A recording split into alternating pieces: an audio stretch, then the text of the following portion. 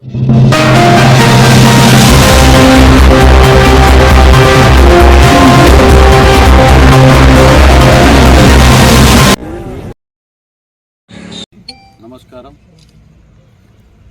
గత 2-3 రోజులుగా జరుగుతున్నటువంటి విషయాలన్నీ కూడా మీ అందరికీ తెలిసే. అవన్నీ కూడా నా వ్యక్తిగతమైనప్పటికీ ప్రజా జీవితంలో ఉన్నాం కనుక ముఖ్యంగా పాల్కొండ ప్రజలకు గత 2 రోజులుగా నాకు మద్దతు ఇచ్చినటువంటి కాంగ్రెస్ పార్టీ కార్యకర్తలకు, పార్టీ శ్రేణులకు మరియు ఇతర పార్టీ మిత్రులకు, పాల్కొండ నియోజకవర్గ ప్రజలందరూ ఎవరైతే నాకు మద్దతు ఇచ్చారో వారికి కృతజ్ఞత తెలుపుతూ, వారికి ధన్యవాదాలు తెలుపుతూ, ఆ కష్ట సమయంలో నాతో చేదోడి వాదోడిగా ఉండి నాకు ధైర్యాన్ని ఇచ్చి ఫోన్లో ఏం భయపడకు, నువ్వు తప్పు చేయవు, నువ్వు ఖచ్చితంగా నువ్వు బయటకు వస్తావు, ఇబ్బంది పడకని ధైర్యం ఇచ్చినటువంటి వాళ్ళందరికీ కూడా మరొకసారి ప్రత్యేక ధన్యవాదాలు చెప్తూ, మరి వారందరూ కూడా ఇవ్వాల్సింది ఉంది కాబట్టి ఈరోజు నాకు మరియు నా సంస్థకు దాంతోపాటు కాంగ్రెస్ పార్టీకి జరిగినటువంటి నష్టాన్ని ఏ తప్పు చేయకుండా పూడ్చుకోవాల్సిన బాధ్యత నా మీద ఉంది కనుక మరి ఈ మీడియా ద్వారా, సాంఘిక మాధ్యమాల ద్వారా ప్రజలకు చెప్పాలనే ఉద్దేశంతో మీ అందరినీ కూడా కలవడం జరుగుతుంది. ఈరోజు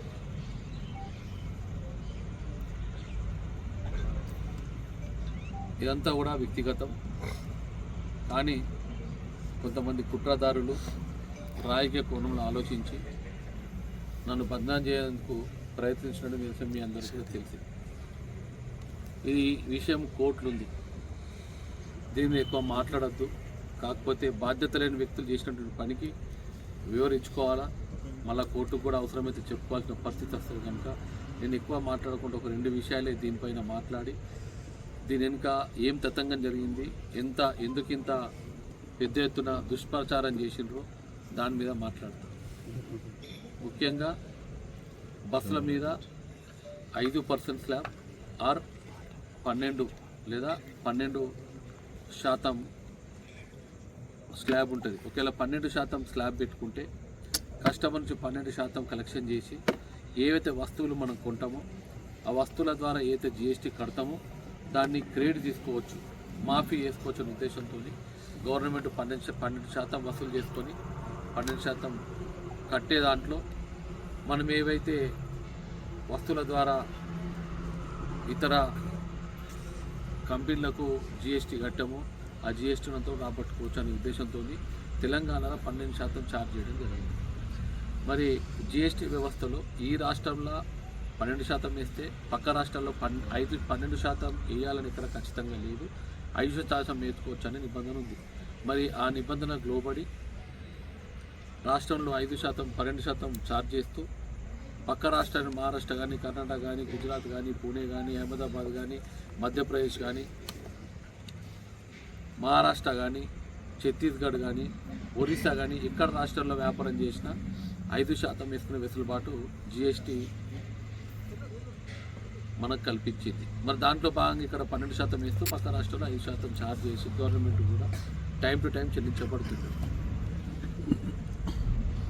కానీ కొంతమంది అత్యుత్సాహం వల్ల 5% కాదు నువ్వు 12% కట్టాలని చెప్పి 28 కోట్ల లెక్కబట్టి నువ్వు కట్టాలని అడిగింది. నా ఇంటికి నాకు నోటీసులు పంపించింది. ఒక బాధ్యత గల వ్యక్తిగా నేను నోటీస్కు ఆ కంపెనీకి మేనేజర్, డైరెక్టర్, మరి నేను నా కుటుంబమే 100% షేర్ హోల్డర్ కనుక బాధ్యతాయుతంగా నేను వివరణ ఇవ్వాల్సిన అవసరం ఉంది అధికారులకు కనుక నేను 6వ తారీఖు నాడు ఉదయాన్నే వారి ఆఫీస్కి వెళ్ళి వాళ్ళు 11 గంటలకు రమ్మంటే 10:30 గంటలకు వెళ్ళి వాళ్ళ ఆఫీస్లో కూర్చోవడం జరిగింది. ఉదయము 11 గంటలకు రమ్మన్న వాళ్ళు 11:30కు వచ్చి 11:45 విచారణ ప్రారంభించి రాత్రి 10:45 విచారణ చేసిన అనంతరం ఒక రూమ్లో పిలిపించి మీరు ఇక్కడ కూర్చోండి అని చెప్పి నేను అరెస్ట్ చేస్తున్నామని తెలియజేయడం జరిగింది. నేను అప్పుడు వాళ్ళకి చెప్పిన నేను చేసిన తప్పేంది, మీరు అరెస్ట్ ఎట్లా చేస్తాను నాకు నోటీస్ ఇవ్వాలా, నా వివరణ తీసుకోవాలా, కట్టగలుగుతా లేకుంటే కోర్టుకు వెళ్ళే వెసులుబాటు నాకు చట్టం కల్పించింది. మీరు నా హక్కులను కాలు రాస్తున్నారు. నేను ప్రజా జీవితంలో ఉన్నా, నేను తప్పు చేయకుండా తప్పు చేసే విధంగా మీరు ప్రవర్తిస్తారు. ఇది ఎంత మాత్రం మంచిది కాదని వాళ్ళని కోరడం జరిగింది. నా యొక్క విన్నపాన్ని పెట్టిన వారు తెల్లారి 11 గంటల కోర్టులో ప్రవేశపెడితే జడ్జి గారు క్లియర్గా చెప్పిండ్రు, ఒక మనిషిని మీరు పాడు చేస్తున్నారు, అరెస్ట్ చేయడం మీరు 28 కోట్లు కట్టాలన్నప్పుడు 28 కోట్లు ఏ విధంగా నిర్ధారించారు అనే వివరణ అడిగితే వాళ్ళ దగ్గర వివరణ లేకుండా పోయింది. సో జడ్జి గారు ఒక గంట మా అడ్వకేట్ సురేందర్రావు గారు గంట వాదోపాదాలు విన్న తర్వాత కోర్టు రిజర్వ్ చేసి సాయంకాలం 4:45 ఏదైతే రిమాండ్ జిఎస్టీ అధికారులు నన్ను ప్రవేశపెట్టారో జైలు పంపించాలనే ఉద్దేశంతో ఈ రిమాండ్ని కొట్టివేస్తూ నాకు ఇంటికి పంపించే విధంగా ఆ కోర్టు నిర్ణయం తీసుకున్నది. మరి వారి నిర్ణయంతో ఈ అమౌంట్ ఏదైతే 28 కోట్లు కట్టాలుందో ఇది కట్టాల్సిన అవసరం లేదు. ఇప్పుడే మీ ముందట ట్రయల్స్ ఉంటాయి, అది అంతుంటే తర్వాత నిర్ధారిస్తాం, కానీ ఇప్పుడు ఈయన అరెస్ట్ చేయాల్సిన అవసరం లేదని చెప్పి నాకు ఇంటికి పంపించడం జరిగింది. నేను ముఖ్యంగా కర్మని ధర్మాన్ని నమ్మినోని. నాకు ఎందరు మంది నీకు బెయిల్ రాదని చెప్పినప్పుడు కూడా బెయిల్ ఖచ్చితంగా, అంటే బెయిలే కాదు రిమాండ్ ఇవ్వనని చెప్పి మనసులో ధైర్యంతో ఉన్నా, నాకు ఖచ్చితంగా ఆ కర్మ ఆ ధర్మం నాకు ఫలితాన్ని ఇచ్చి నా రిమాండ్ కొట్టేసినందుకు మరి నాతో ధైర్యాన్ని ఇచ్చినటువంటి కార్యకర్తలందరికీ పాల్గొన్న ప్రజలందరూ కూడా నేను పేరున ధన్యవాదాలు తెలియజేస్తున్నా. మరి ఇంత ఒక అరెస్టు వెనుక ఇట్లా ఎన్నో అరెస్టులు జరుగుతాయి, ఒక అరెస్టు వెనుక ఇంత ఎందుకు జరిగిందో ఒకసారి మీరు ఆలోచించుకోవాలి. ఉదయం నుంచే నా వెనుక ప్రెస్, ముఖ్యంగా టీ న్యూస్, ఇక్కడ ఉందో లేదో నాకు తెలియదు కానీ టీ న్యూస్, నేను హాస్పిటల్కి వెళ్తే ముందు ఒక్కోడు వెనుకొక్కోడు, కోర్టుకి వెళ్తే ముందెక్కోడు, అన్ని గేట్ల దగ్గర ఒక్కోడు. నమస్తే తెలంగాణ పత్రికల్లో పతాక శీర్షికల్లో ఆరెంజ్ ట్రావెల్స్ అధినేత కన్నా ఎక్కువ కాంగ్రెస్ పార్టీని బద్నాం చేసే ప్రయత్నం, కాంగ్రెస్ పార్టీ ఇన్ఛార్జు అరెస్టు, 28 కోట్లు కొల్లగొట్టిండు, దోపిడీ చేసిండు, తిన్నాడు అనే ఆరోపణ. మరి బెయిల్ వచ్చినాక చూస్తే గేట్ ముందట ఇవ్వలేడు, అందరు మాయమార్కెళ్ళి టీ న్యూస్ అనేటోడు అక్కడ లేనేలేడు. కేసు ఎప్పుడైతే కొట్టివేసారో, రిమాండ్ కొట్టివేసిండ్రో, కొట్టివేసిన తర్వాత టీ న్యూస్ అక్కడ పత్తకు లేకుండా పోయింది. మరి టీ న్యూస్ ఒకటే కాదు, బాల్కొండ నియోజకవర్గంలో కూడా ఈ సాంఘిక మాధ్యమాల్లో ఎంత ఉధృతంగా నడిచిందో మనందరం కూడా చూసినాం. దీని ఇంకో కారకులు ఎవరో మనందరికి కూడా తెలుసు. మొత్తం టీఆర్ఎస్ పార్టీ రాష్ట్ర వ్యాప్తంగా దీని ఒక క్యాంపెయిన్గా నడిపింది. దీనికి కారణం ఎవరో మనకు తెలుసు. అనునిత్యం నన్ను బదనాం చేయాలా, కాంగ్రెస్ పార్టీని బదనాం చేయాలనేది, కానీ మరి కోర్టు తీర్పు వెలువడించే వరకు ఓపిక లేకుండా పోయింది. కోర్టు తీర్పు వచ్చిన తర్వాత పత్తకు లేకుండా పోయింది, ఎక్కడొక్కడ ముడుచుకొని పండుకున్నారు.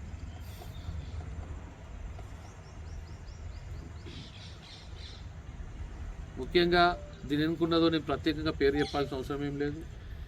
మన దొంగనే ఉన్నాడు ఇక్కడ. మొత్తం మొన్న ఎలక్షన్లలో 100 కోట్లు ఖర్చు పెట్టి గెలిచిండు కదా, ఆ దొంగ ప్రయత్నాలే టీఆర్ఎస్ నాయకులకు అందరికీ. మరి ఆయన వాళ్ళ తమ్ముడు ప్రభుత్వం ఉద్యోగం ఉండి వీరెప్పుడు ప్రజలలో తిరుగుతూ ప్రభుత్వానికి మోసం చేస్తున్నటువంటి వ్యక్తులు నా మీద నేనేం చేయకుండా నన్ను కుట్రపూరితంగా ఇబ్బందికి గురి చేస్తున్న విషయం మీరు అందరూ చూసారు. ఇంకే ఇవే కావు, ఎన్నో ఉంటాయి ఇటువంటి. అన్నిటి కూడా తట్టుకునే సిద్ధంగా ఉన్నా, కానీ బాల్కొండ ప్రజలను విడిచిపెట్టేది లేదు, బాల్కొండ ప్రజల్ని మోసం చేసేది కూడా లేదు. బాల్కొండ ప్రజలు కూడా ఆలోచించాలని చెప్తున్నా. కమ్మరిపల్లి మండలం కానీ, మోర్తాడు మండలం కానీ, బట్టాపూర్ మండలం కానీ, అటు ఉమ్మడి బాల్కొండ మండలం కానీ, బాల్కొండ, ముక్కాల్, మెండూరం మండలం, ఉష్కే కాంగ్రెస్ పార్టీ అధికారం రాకముందు ఏ ధర ఉండే, ఈరోజు ఏ ధరకు వస్తుందో ఒక్కసారి బాల్కొండ ప్రజలందరూ కూడా ఆలోచించుకోవాలి. గతంలో 4,500 నుంచి 6,000 రూపాయలకు ఒక ట్రాక్టర్ ఇసుక అమ్మేవారు. నేడు కాంగ్రెస్ పార్టీ అధికారంలోకి వచ్చిన తర్వాత ప్రత్యేకంగా నేను చొరవ తీసుకొని దాన్ని 2,600 నుంచి 3,700కి నియోజకవర్గంలో ఎక్కడైనా సప్లై చేయడం జరుగుతుంది. ఇంకా అక్కడక్కడ క్వారీలు ఉన్నాయి. కొంతమంది క్వారీలు అలౌ చేయకపోవడం వల్ల ఆ ప్రాంతాన్ని పక్కన గ్రామాలకు, ఉదాహరణకు అశకుత్తూరు ఉంది, ఇక్కడ ఉష్కే సప్లై చేయాలంటే పట్టాపూర్కెళ్ళి తీసుకురావడం జరుగుతుంది.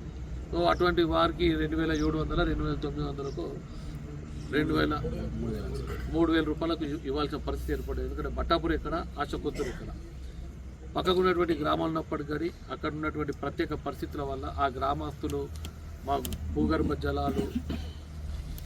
జలాలన్నీ కూడా ఇబ్బంది అయ్యే పరిస్థితి ఉంది కనుక వాళ్ళు అలౌ చేస్తలేరు. వారికి కూడా ఎటువంటి ఇబ్బంది పెట్టే పరిస్థితులు లేవు. ఇక ప్రత్యేక పరిస్థితులలో 3,000 వరకు ఇవ్వడం జరుగుతున్నది. గతంలో వాళ్ళు 6,000 రూపాయలు కొనుక్కునేవారు. ఇల్లు కట్టుకున్న వాళ్ళందరూ సంతోషంగా చెప్తారు. అయితే ఈ క్రమంలో ఇంత అన్యాయంగా ఉన్నటువంటి న్యాయంగా సరిదిద్ది తక్కువ రేటుకి అందిస్తుంటే అదే నమస్తే తెలంగాణ పేపర్లో మాఫియా నడుస్తున్నది, గ్రామస్తులకు 60,000 ఇస్తున్నారు. మరి గ్రామస్తులకు 60,000 ఏంది, వాళ్ళైతే నడపరు కదా, వాళ్ళ ఊళ్ళో కూడా అభివృద్ధి కార్యక్రమాలు నడిపించుకోవాలి కదా. 60,000 ఇస్తే అదొక మాఫీగా చిత్రీకరిస్తున్నారు. 900 రూపాయలు వీళ్ళు తీసుకుంటున్నారు నెక్స్ట్ ఎలక్షన్కి అంటారు. మరి నెక్స్ట్ ఎలక్షన్కు నేను 900 రూపాయలు తీసుకుంటే లోడింగ్ ఎవరు చేస్తారు? అలా కొడుకు డాక్టర్ వచ్చిన లోడింగ్ చేస్తారా? లేకుంటే ఆయన బిడ్డను పంపించి లోడింగ్ చేస్తాడా? ఇక్కడ ఎవరు లోడింగ్ చేస్తారు? అక్కడ రోడ్లు ఓపియాల వాళ్ళు ఎవరు రోడ్లు ఓపిస్తారు? అనవసరంగా రాజకీయాలన్నీ మంచిలు పాడైపోయినాయని మాట్లాడుతూ మంది దగ్గర పోయి మార్కులు కొట్టుకునే పని చేస్తాడు. ఆయన ఇక్కడేమో చేసేటేమో చెప్పేటి అని ధర్మసూక్తులు, చేసేటి అని దొమ్మర పనులు ఉన్నాయని నీతులు మాట్లాడతాడు. ఈయనేమో తప్పులు చేస్తాడు. రాజకీయాలు పాడైపోయిన మాట్లాడేటోడికి నువ్వు ఎట్లా నిన్న జరిగిన విషయాన్ని సాంఘిక మాధ్యమాల ద్వారా నీ యొక్క చెంచా పేపర్ల ద్వారా, పత్రికల ద్వారా చెప్పిస్తావు. ఇంత నిజాయితీగా ఉష్కే తక్కువ ధరకు ప్రజలకు అందిస్తుంటే దాన్ని వక్రీకరించి ఎందుకు మాట్లాడతావు? అంటే నువ్వు చేసేటి రాజకీయాలు చెడుకోలేవు. చెడగొట్టేటోడి నువ్వు. నీకు అన్యాయం జరిగిపోయేసరికి తెలివి మంత్రులు కోటేసరికి వాళ్ళని కోపంకి వస్తావు, వాళ్ళ మీద తప్పు మాట్లాడుతావు, రాజకీయాలు చెడిపోయినా అంటావు. ఇప్పటికైనా సరిచేసుకో, ఇటువంటి తప్పు పనులు మానుకో. నువ్వు చేసిన దోపిడీ అంతా ఇంత కాదు. మొన్న ప్రత్యేకంగా బాల్కొండ ప్రజలు చూసిండ్రు నిన్ను. ఒక 15% ప్రజలు నీ యొక్క దొంగ డబ్బులకు ప్రభావితమైన కనుక మేము ఓడిపోయినా, నువ్వు గెలిచిన ఫలితాలను తారుమారని. ఒకవేళ అదే ప్రజలు 15 ప్రజలు, మన దేశంలో కొద్ది అక్షరాస్యత ఉంది, ఇంకా ఆలోచన లేని శక్తులు ఉన్నాయి. అటువంటి వారి వల్లనే ఓటమి చెందినాం. 80% మంది అంటే నీ పార్టీకి అభిమానులు నీ పార్టీకి ఉన్నారు, నాకుండే వాళ్ళు నాకున్నారు. తటస్థులందరూ కూడా 80% మంది మా వైపు ఉన్నప్పటికీ 15% ప్రభావితం కావడం వల్ల ఈ యొక్క ఫలితం తారుమారైంది. సో ఈ క్రమంలో నువ్వే పెద్ద ఉద్ధరించినట్లు దోపిడీ ధనాన్ని అంతా కూడా మాపై వెచ్చించి ఈరోజు కూడా ఎంత దోపిడీ చేస్తున్నావో మనందరికి కూడా తెలుసు. ఉష్కే తక్కువ ధరకు అందిస్తే వాళ్ళని ఎంఆర్ఓలను ఫోన్ చేసి బెదిరిస్తావు. నువ్వు ఎక్కడ దోపిడీ చేయలేవు. మిషన్ భగీరథ పైపుల ఫ్యాక్టరీలు పెట్టుకున్నావు, పైపులు వేసినావు, లేదు బిల్లు చెప్పుకున్నావు. పాత ట్యాంకులకు రంగులేసి బిల్లు చెప్పుకున్నావు. చెక్ డ్యామ్లన్నీ కట్టినావు. చెక్ డ్యామ్లన్నీ కట్టి ప్రజల అవసరాలకు కాకుండా నీ అవసరంకు, నీ ధనార్జనకు చెక్ డ్యామ్లను కట్టి మొత్తం ప్రజలను నాశనం చేసినావు. ఎక్కడైతే చెక్ డ్యామ్ కట్టినావో అక్కడ అన్నీ కూడా పంట పొలాలన్నీ నష్టపోయిన పరిస్థితి మనం చూసినాం. ఉదాహరణకు బెజ్జోరా తీసుకొని, గోన్గొప్ప తీసుకొని, బడాబింగల్ తీసుకొని, సుంగెడ్ తీసుకొని, మోతే గ్రామం తీసుకొని, ధర్మోరా తీసుకొని, తొర్తి తీసుకొని, నిన్న మొన్న జరిగినటువంటి బడాబింగల్ ఇక్కడ గాన్నపేట కూడా ఎంత పెద్ద నువ్వు చేసినటువంటి నిర్వాహకం వల్ల ఇటు రైతుల కష్టమవుతున్నది, ఇటు ప్రభుత్వానికి చెడ్డ పేరు వస్తున్నది. నువ్వు చెక్ డ్యామ్ కట్టడం వల్ల అక్కడ ఉన్నటువంటి వరద కాలువకి ఇబ్బంది వచ్చే పరిస్థితి తెచ్చినావు. వరద కాలువ లోపడిన నీళ్ళు ఉంటాయి, ఆ వాగుల వరద కాలువ పోయింది, వర్షకాలం నీళ్ళు ఉంటే వర్షకాలం తర్వాత నువ్వు ఎట్టడం చెక్ డ్యామ్ వల్ల నీళ్ళు నిలిచి ఆ ఒత్తిడి వల్ల వెనకకెళ్ళి ఇటు వరద కాలువ ఉన్నటువంటి నీళ్ళు బయట ఉన్నటువంటి ఒత్తిడి వల్ల కింద అక్వాడక్టే పాడైపోయింది. ఇప్పుడు దానివల్ల ప్రభుత్వానికి 8 కోట్ల నష్టం. దాంతోపాటు ఏదైతే ఆ వరద కాలువ నీటి నిల్వ ఉండడం వల్ల మోటార్లతోని తోడుకొని రైతులు వాళ్ళ కాలం గడుపుతున్నారో, వాళ్ళ పంటలు కాపాడుకుంటున్నారో ఆ రైతులకు కూడా ఇబ్బంది వచ్చే పరిస్థితి ఏర్పడ్డది. నీ ధనదాం వల్లనే ఈరోజు ఇదంతా నష్టం జరిగింది. కలెక్టరేట్లు కట్టినావు, కలెక్టరేట్ల కమిషన్ మేము చెప్తలేము, ఇది నేను చెప్తలే. మీ పార్టీ నుంచి బహిష్కృతురాలైన ఎమ్మెల్సీ గారే మాట్లాడుతున్నారు. నువ్వు అక్కడ అమర్జ్యోతిలో డబ్బులు తిన్నావు, అంబేద్కర్ విగ్రహం దగ్గర డబ్బులు తిన్నావు, సెక్రటరియట్లో డబ్బులు తిన్నావు, ఇటు ఆర్ఎన్బి బిల్డింగ్లలో డబ్బులు తిన్నావు, చెక్ డ్యామ్లలో డబ్బులు తిన్నావు, ఒకటే కాంట్రాక్టర్ పెట్టి దోపిడీ చేసినావు, వేరే ఎవరు రానియకుండా ఏ కాంట్రాక్టర్ కూడా బతకనీయలేవు, కాంట్రాక్టర్లందరినీ కూడా మోసం చేసినావు, ఇటు ప్రజలను మోసం చేసినావు, ఇటు రైతులను మోసం చేసినావు. ఇంత చేసినాక కూడా ఇంకా రాజకీయాలు పాడైనాయని మాట్లాడతావు. నువ్వు చేసేటియేమో మంచి, ప్రజలు చేస్తేనేమో తప్పు, ఓట్లు లేకపోతేనేమో ప్రజలు తప్పు అని మాట్లాడుతావు. ఎక్కడ నీతి ఉందో బాల్కొండ ప్రజలందరూ కూడా ఆలోచించుకోవాలని నేను కోరుకుంటున్నా. ఇంత అన్యాయం చేసినావు. నీ పార్టీ అధికారినప్పుడు ఏ విధంగా బాల్కొండ నియోజకవర్గంలో నీ యొక్క గుండాలు ఏ విధంగా పెట్టుకోకపోయినరో మనందరం చూసినాం, ఏ విధంగా దోపిడీ చేసిరో మీరు అందంగా చూసినాం, ఏ విధంగా గుండాయుధం రాజ్యం వెళ్ళిందో మనందరం చూసినాం, ఏ విధంగా గంజాయి నడిచిందో మనందరం చూసినాం. కానీ మా పార్టీ అధికారంలోకి వచ్చిన తర్వాత మేము ఒక నిర్ణయం తీసుకున్నాం. మేము మా లీడర్లందరూ కూర్చోం, ఎక్కడ కూడా కక్షపూరితమైన రాజకీయాలతో ప్రభుత్వం మనదున్నది, అన్నీ మంచి చేయాలా, ప్రభుత్వం చెడ్డ పేరు తీసుకురావద్దు. సరే వాళ్ళు తప్పు చేసి ఉండొచ్చు, మనం తప్పు చేయలేదని మేము ఓపికే తోనుంటే మా మీద దాడి చేసినటువంటి పరిస్థితి మాకు అవకాశాన్ని కల్పిస్తున్నాం. ఇక ముందైనా ప్రశాంత్ రెడ్డి నువ్వు చేసే దోపిడీని మేము ప్రజలకు చెప్పినాం. కానీ నీ మీద ఏమి కూడా ఇప్పటి వరకు కక్ష సాధించాలంటే మేము కూడా ఎన్నో ప్రభుత్వం మాదింది అన్నీ కూడా ఎంక్వైరీ చేయించిన పరిస్థితి ఉంది. కాకపోతే మేము ఎంక్వైరీ చేయించిన ఉద్దేశంతో లేము. ఉష్కే ఇంత నిజాయితీగా నడుపుతుంటే కూడా నువ్వు మమ్మల్ని బదనాం చేసే ప్రయత్నం చేస్తున్నావు. ముఖ్యంగా నన్ను టార్గెట్ చేసినావు. నేను రాజకీయాల్లో ఇవన్నీ కామన్, నాకు ఇబ్బంది లేదు. నేను ఈరోజు చెప్తున్నా బట్టాపూర్ క్వారీలో నువ్వు ఏ విధంగా చేసినావు. బట్టాపూర్ క్వారీలో 10,000 క్యూబిక్ మీటర్లకు పర్మిషన్ తీసుకొని 5 లక్షల క్యూబిక్ మీటర్లు తోడిండు. దానివల్ల గవర్నమెంట్కి ఎంత నష్టం చేసిండో, ఒకవేళ పెనాల్టీ ఎంత, ఆయన ఒకవేళ ప్రభుత్వం పెనాల్టీ విధించాలనుకుంటే ఎంత వస్తుందో మీకు వివరణిస్తాం. గవర్నమెంట్కు ఒక్క క్యూబిక్ మీటర్కు 75 రూపాయలు రాయల్టీ కట్టాలి. ఒకవేళ రాయల్టీ కట్టని పక్షంలో ఇప్పుడు 5 లక్షలు దోపిడీ చేసింది కదా, దానికి 7.5% పెనాల్టీ వేస్తే 75 రూపాయలకు ఒక్కొక్క దానికి దాదాపు 500 రూపాయలు చిల్లర అవుతుంది. 5 లక్షల క్యూబిక్ మీటర్లకు ఆయనకు పెనాల్టీ వేయాలంటే 22 కోట్ల రూపాయలు అవుతుంది. అది రాయల్టీ, పెనాల్టీ, కంపెన్సేషన్ ఉంటుంది. కంపెన్సేషన్ అంటే ఆ బండలని తీసిండు కదా, కంపెన్సేషన్ కూడా గవర్నమెంట్కు క్యూబిక్ మీటర్కు 800 రూపాయలు కట్టాలి బండకు. ఆయన 5 లక్షలు 5 లక్షల క్యూబిక్ మీటర్లు తోడిందంటే దానికి 40 కోట్లు అవుతుంది. అక్కడేమో 22 కోట్ల రాయల్టీ ప్లస్ పెనాల్టీ, ఇక్కడ 62 కోట్లు నువ్వు ప్రభుత్వానికి బాకీ ఉన్నావు. ఎన్ని కోట్లు? 62 కోట్లు ప్రభుత్వానికి బాకీ ఉన్నావు. మరి అదే కాకుండా ఎన్విరాన్మెంటల్ డ్యామేజెస్ కూడా కోర్టు ప్రశ్నించింది. ఎన్విరాన్మెంటల్ డ్యామేజెస్ అని, ఎన్విరాన్మెంటల్ డ్యామేజెస్ కింద 100 కోట్లు కట్టాల్సిన అవసరం ఉంది. అంటే నువ్వు 162 కోట్లు ప్రభుత్వానికి మోసం చేసినావు. ప్రభుత్వం మాదింది, మేము కక్ష తీసుకోవచ్చు కానీ కక్ష వద్దు, 1/2 అయితే 2/3 అవుతాయి, ఇవన్నీ వద్దు, ఇవన్నీ పాడి చేయొద్దు అనే ఒక సహనంతో ఓపికతో మేము ఇస్తుంటే ఎక్కడో జరిగిన చిన్నదాన్ని పట్టుకొని నువ్వు ఇంత పెద్ద రాద్ధాంతం చేయడం ఎంతవరకు కరెక్టో నువ్వు దొంగ ఆలోచించుకోవాలి. నువ్వు ఏ తప్పు చేయాలి అనుకుంటే బట్టాపూర్ నువ్వు చేసిన దోపిడీ మీద నువ్వు తప్పు చేయాలనుకుంటే నువ్వు చర్చకు పెట్టు. ఏ చర్చకు ఎక్కడ రమ్మంటో నేను వస్తా, కాగితాలు పట్టుకొని వస్తా, నా దగ్గర ఉన్నాయి కాగితాలు పట్టుకొని వస్తా. లేకుంటే నువ్వు బాల్కొండ బట్టాపూర్ ప్రజలకు క్షమాపణ చెప్పు. లేకుంటే నీ పేరు ఏలటి నుంచి బట్టాపూర్ దొంగ అని చెప్పి నిన్ను నామకరణం చేస్తున్నాం. నీ పేరు ఏలటి నుంచి ప్రశాంత్ రెడ్డి కాదు. నువ్వు ఒకవేళ చర్చకు పిలకపోతే బట్టాపూర్ దొంగగా నీ మీద నామకరణం చేస్తుంది కాంగ్రెస్ పార్టీ, బాల్కొండ నియోజకవర్గం, బాల్కొండ ప్రజలని చెప్పి నీకు తెలియజేస్తున్నాం. అంతేకాదు, మేము చేసిన ఉష్క పైన ఆరోపిస్తున్నావు కదా, ఉష్క మీద మా మీద ఆరోపణ చేస్తున్నావు కదా, మేము ఎక్కడికైనా చర్చకు పెట్టు, నేనే వస్తా. అది కూడా స్థలం నువ్వే నిర్ణయించు, టైం నువ్వే నిర్ణయించు. నువ్వు ఒక్కడివిరా, నేను ఒక్కడిని వస్తా, ఒక 4 పెద్దోళ్ళని పెడదాం, న్యాయం ఎవరు చెప్తారో బాల్కొండ ప్రజలకు తెలియజేద్దాం. ఓపెన్గా లైవ్ పెడతావు కదా, లైవ్ పెట్టు. మరి ఇసుక దొంగవు నువ్వా, బట్టాపూర్ దొంగవు నువ్వా, ఇసుక దొంగ నేనా, బట్టాపూర్ దొంగ నేనా, ఏదో ఒకటి బాల్కొండ ప్రజల సమక్షంలో నిర్ణయం తీసుకుందాం. నువ్వు సమయము, నువ్వు స్థలము ఈ వారంలో చెప్పకపోతే నీ మీద నీ పేరు, నీ నామకరణం బాల్కొండ ప్రజలు పట్టాపూర్ దొంగగా మేము నామకరణం చేస్తారని చెప్పి నేను నీకు తెలియజేస్తున్నాను.